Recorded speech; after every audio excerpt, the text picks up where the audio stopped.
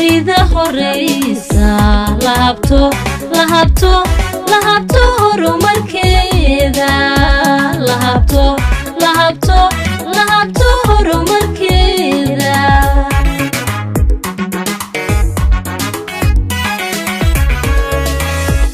haddaan geerida taribta haddaan ubadka uga hesho haddaan unugtiya tacluusta haddaan ka badbaadsho hooyo haddaan dunida horeysa lahabto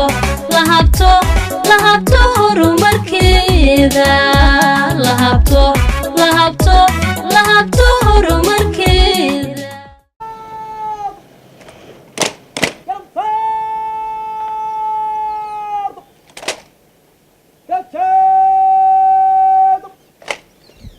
maadi oo fadhiya UK waan uga mahad celinaynaa sida guud waxaan ugu kaloon mahad celinaynaa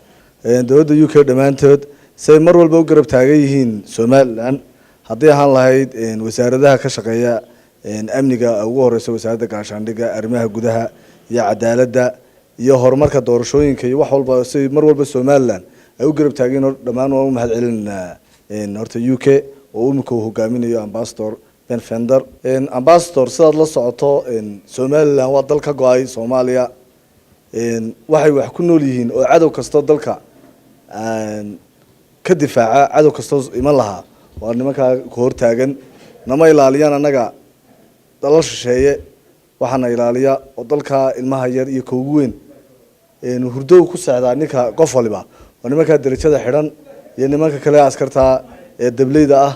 waxa weeyaan dal waxaan nahay dhinac kasto dawladnimo ka dhisan waxaan diyaar u nahay aan imika u bislaanay waad arkay waxa ka shaqeynayaan askarta darkiisid doorasho one fooda halka kale nimanka kale ee xuquuqiyaadkii ku maqan yahay oo ka shaqeeyo ay ilaalinayaan dalal shisheeye waxaan jeclaan lahayn message-ka cid walba ay khusayso waan u gudbinaynaa adigana waan ku dhiibaynaa maadaama aad ambassador tahay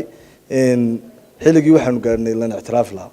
waana mahadsan tahay mar walba sidaad noo garab taagantihiin waan idinka mahad celinaa daatiin UK oo dhan shacab iyo dawladba aad baa mahadsantihiin